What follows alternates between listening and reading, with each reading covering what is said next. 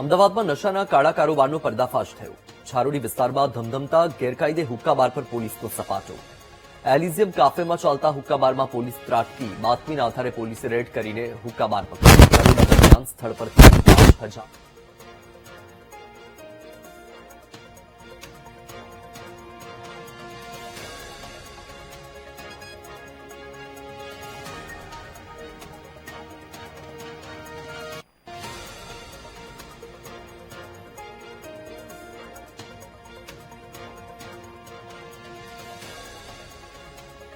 વધુ માહિતી આપી રહ્યા છે સંવાદદાતા અનિતા પટણી. અનિતા, નશાના કાળા કારોબારનો પર્દાફાશ થયો છે, આ મામલે શું માહિતી?